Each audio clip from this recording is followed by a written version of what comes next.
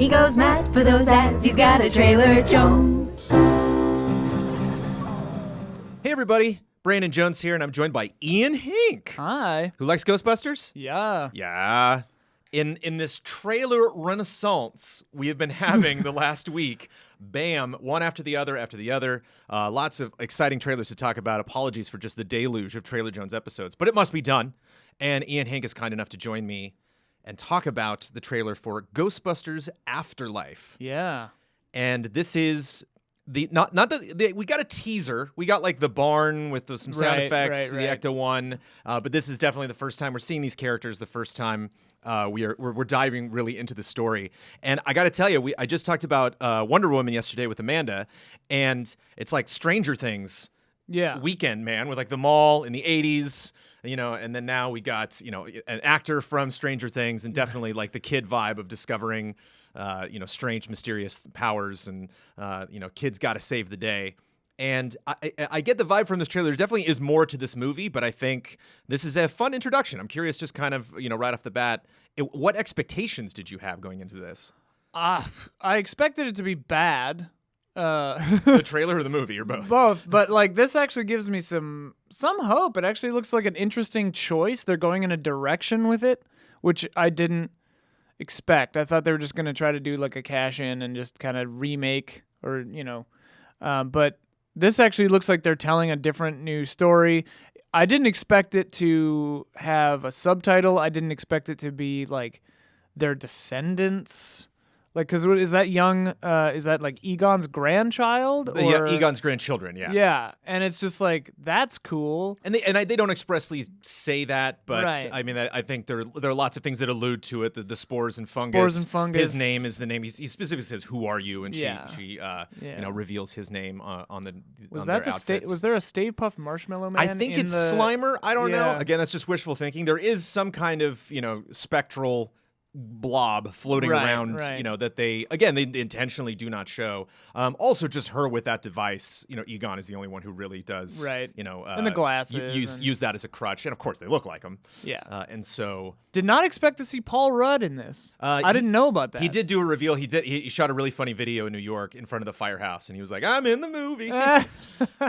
But again, Stranger Things vibe. The nice science teacher who. Oh, I never noticed it says Shandor Mining Company. That's funny. Well, I got to tell you, man, I'm really into this. Kind of the more I think about it, because it's dangerous. You want to have it tie in. Obviously, it's very, much more serious than I was expecting it to be. And you want it to be relevant, but you want to give these new characters a shot. It's kind of, I saw, I think it was Tim Geddes who was talking to Greg Miller, who's just a massive Ghostbusters fan. He said he was getting Force Awakens vibes, where it's just like a little bit of both. It's like we're going to be dealing with the past story. We will kind of be filling in the gaps on what happened, kind of like Batman Beyond. It's a little bit both. We are, we need to push these new characters forward because you do need to identify with them. We don't want to just use them as vehicles to tell this story. We want it kind of to be the best of both worlds. And like you were saying, that can be disappointing because it fails to kind of be one or the other. And I think with the introduction, it was smart to focus on the kids. Yeah. Some people are kind of complaining that, like, not New York, doesn't feature the cast right away, although I think that's...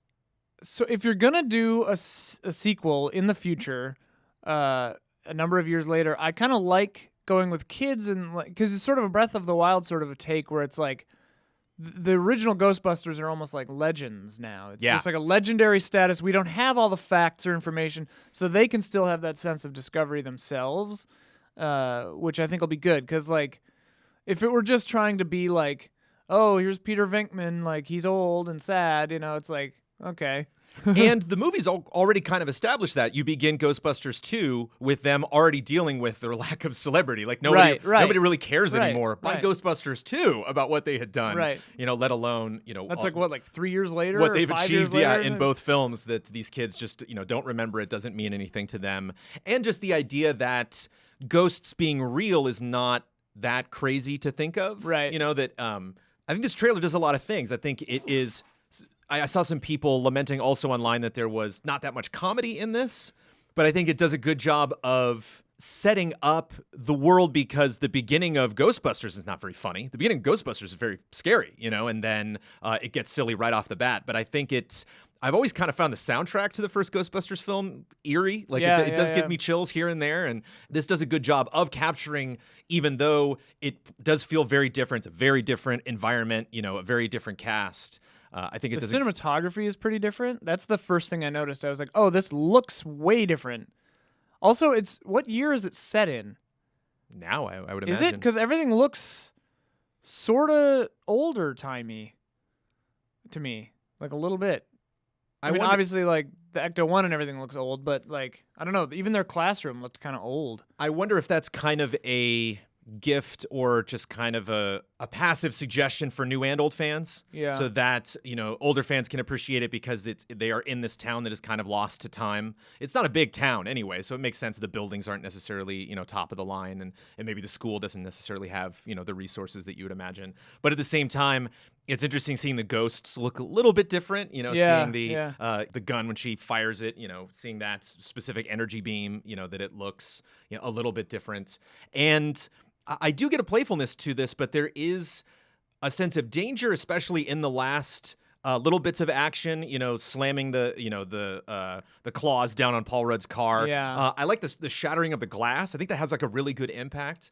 And of course, which is potentially be just nostalgia for nostalgia's sake, but man, Venkman talking really got me. Yeah. Because not only is it a callback to... When that started, I was like, careful now. Yeah. A callback to a fun moment, when all the things, kicked off. This was before they really became the Ghostbusters that he said this, but I think it also kind of suggests, just like Force Awakens, there is stuff you don't know yet. There is stuff that Egon did before he passed that they are going to discover. And again, with the Shandor Mining Company, there might be things that he discovered and didn't necessarily have time to, maybe he's trying to do research there. Maybe he's trying to block these mines so these things don't come out. Maybe this is where the materials were harvested that were used to create Dana Barrett's apartment building. Yeah. I think there's a lot of different possibilities, but it kind of points us in the right direction. And I think that's what's so important for a movie like this, is to give me enough that I start asking questions, but don't give me too much that you're obviously spoiling everything, but also that as a fan, I'm starting to get really nervous because, how heroic are these kids going to get? As you were saying, like seeing these guys come back and be old is not necessarily the most enticing thing. Like I wonder if they'll even be in it. There are rumors that they are involved somewhat. Okay. Obviously the 3 surviving members, and I think that's just very tastefully done. That we did lose one of the cast, and that is the character that they are saying that they themselves have lost. So there is. I like that. I'm seeing a lot of reverence for Harold Ramis and for Egon's character. Today. Well, and Harold Ramis was apparently just a really nice guy too, as far as I know. I think it takes place in the year 2000, Jones.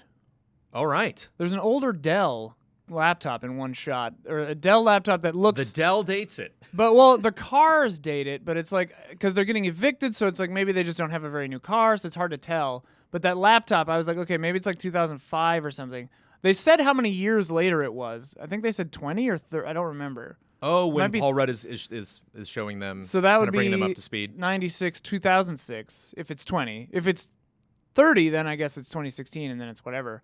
But yeah, there's the only ghost that it looks like you see is that there's like a white thing that could be a balloon in that weird shot with like the boiler room. If you freeze frame when they're just gunning through the newspaper racks down the street, Slimer's you can in the see, corner. You can see yeah, it. Like They're in the factory, but when he's just like they're shooting at something that's flying down the street.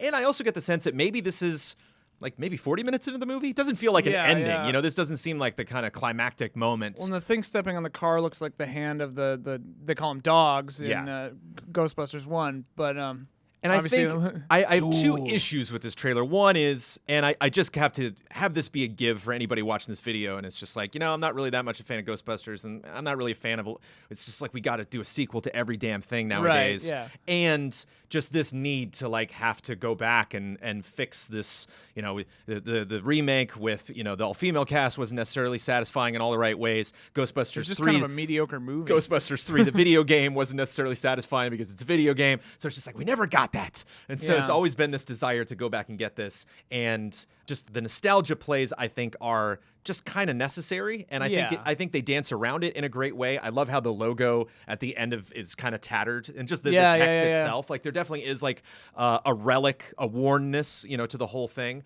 But and Afterlife comes in a little second later, so like at first I was like, "You're just calling it Ghostbusters?" Yeah. And I was like, "Oh, okay, Afterlife, okay." But I roll my eyes a little bit. I mean, it's just there's so much stuff. Him just like, come on, baby, he's trying to start the car, and you see the Oh, yeah, license plate, yeah. and it's easy. So that stuff is not that difficult to do. I think we But should on really the be other critical hand- when you finally get the movie to see how well they Right, balance it over right. 2 hours. That's- But for a trailer, it's just like, That's well, what I was gonna say. of course we were gonna love this. In the first trailer, you have to show the like, okay, here's the Ecto 1. Here's the you show those moments in the first trailer to be like, remember this, But then the movie can't lean on that. And apologies that I just saw Stranger Things season 3, but again, the kids in the high Right. school with the teacher, showing this stuff and learning from him, but they know stuff because they're connected to a family, but he knows stuff because he lived through it.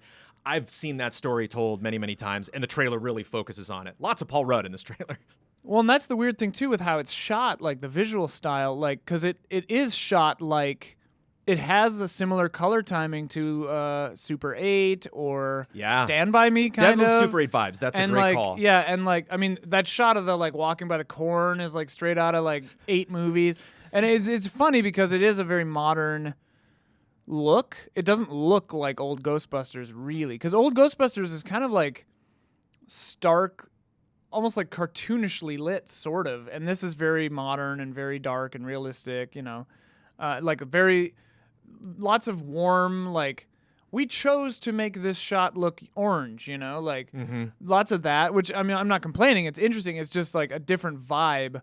And I wonder what they're going to do in the movie to make it feel, if they're doing anything to make it feel like if you watched Ghostbusters 1, Ghostbusters 2, and Ghostbusters Afterlife in a row, would they feel like the same series? That's an excellent call. I'm so intrigued to see this film, but I couldn't tell you what it's going to be. I Right. don't know. I didn't like Super 8, and boy, No, that trailer Super 8 floored me. was a disappointment. I first saw that trailer and I was like, oh my, Yeah. oh Yeah. yes, I've been Oh, waiting yeah. for a movie like this. This looks amazing, and Yeah. and so. Yeah, I'm fearful a bit, and I think this trailer maybe could have, I don't know what it could have done because I haven't seen this film, to assure people a little bit more. I don't know, maybe they want to have those questions. It's also silly not to really know what threat the ghost, is there any threat to this town from this slimy ghost that would cause them to drive around and blow up all the buildings? Well, I'm thinking that's them like. Because that's Just right when testing they it out. yeah, that's right when they show the gunner seat. They just got a proton pack. They clearly don't know how to use it. They clearly don't know how dangerous it is.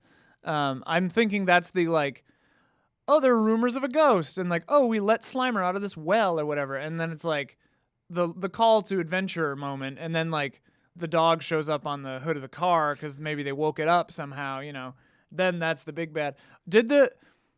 I wonder how much stuff from like the cartoons will be, because I have a weird memory of there being a gunner seat, but that's not in Ghostbusters 1 or 2. It might just be the toys. Who knows? Maybe the that's toys the thing. There's a had lot it? of Ghostbusters. Yeah. There's, I remember there there's being the real Ghostbusters. There's the other Ghostbusters. There's a lot. There's the a lot history of lore. behind that is very interesting. And I'm sure it'll be interesting to cartoon see name. this film if later on, you're watching videos on YouTube and they're like, did you notice this shot or this line or this name that they mentioned? And like, Right. I didn't, because hey, wait, I I've- just had a weird thought. haven't explored a lot of that, but man, I've seen Ghostbusters 1 and 2 a billion Oh yeah, times. millions So. of times. Why am I all covered with goo? I just had a thought. This science teacher, I'm sure he has it for some reason, but he's like, we're nowhere near a fault. There's no fracking. Why is the ground shaking every day? But he's looking at a seismograph or whatever. Yeah. Why would they have that? He ordered it online. Okay, all right. Yeah, this laptop that they show, I wonder how old it is, because it looks pretty thin, but not new. I do like that the footage of them is not super crisp and clear. Like there is just a Right. rustiness to the whole thing that I dig, and I don't know if that'll last for the entire The footage film. of the original Ghostbusters. One last critique, and I feel like this is my Kyle Bossman pre-order now automatic deduction of 0.5 points, like every single time. But trailers nowadays, man, are wrapping up so quick. By the time it hits the Ghostbusters logo at the end, I need a little bit more. I don't know if I need like another sound clip or like a ghost sound effect or something, but it kind of loses steam. I like the tire skidding to a halt. I think that's like a fun reveal. And obviously we got the poster ahead of time where we saw them just barreling through the field in the Ecto 1. So Yeah. that wasn't much of a surprise, but it is kind of fun to just see them just do- tearing through. You can't get that shot a second time of Yeah. them like just making those like patterns through the I do love a good we're kids and have to take this into our own hands and none of us know how to drive moment. Love that. Yeah, I mean, I'm definitely one where it's like I prefer to be titillated by like vague hinting in a film trailer than like I stopped watching the No Time to Die trailer because I was like, they're showing way too much. I don't want to know any of this, So while I love trailers and the artistry of trailers, I like them when they're more vague and just like a mood piece, How much were you titillated in score form? I was pleasantly surprised. Nothing in it like made me go like, oh my God, Yeah, I think it was effective for what it is. It really showed that they're really going and making choices with this movie, which I think that's the main thing for me. The main takeaway is like, oh wow, they're doing like, okay, this is what they're doing. So I think like 8.5, maybe. It's a good trailer. 8.5? Is that what you're sticking to? 8.6. Ooh. Yeah. Yeah. The Paul Rudd is what bumped it up to a 6. 8.6. 8.7 Whoa. from me. Yeah. All right. And which we round up here on Trailer Jones. Because shouldn't we always round up? What are those, both 9s then? I think it's a 9.4. I think is what that. No, that's an 8.7 is what that adds up to. Okay. But yeah, that's just kind of how I feel. And while I guess I could score this more, like it's tough to not. It's the same thing with the Bond trailer. It's tough to know what they could have done without knowing what's really going on and how these pieces kind of all stack together. But I think I think there were two such clear things to establish. There's something going on in this town, and these are Egon's, grandchildren. Right. And it was fun. And we're doing kids. Like that's the big thing. We're doing kids, everybody. And we're redoing Super 8. Watching it again, the molten fungus was not something I noticed. Somebody pointed that out on Twitter. I noticed the stack of books right before they run under the table, That's like the last funny. time. So it's like the more I watched the trailer, the more I started to spot these things. It got my hopes up, and it surprised me. It kind of fulfilled what I thought the movie was going to be. Surprised me at the same time, and I think there's more here than you realize on a first viewing. So I dig it. Speaking of things you didn't realize in the first viewing, I took for granted that all 4 of the Ghostbusters suits were just hung up in a closet.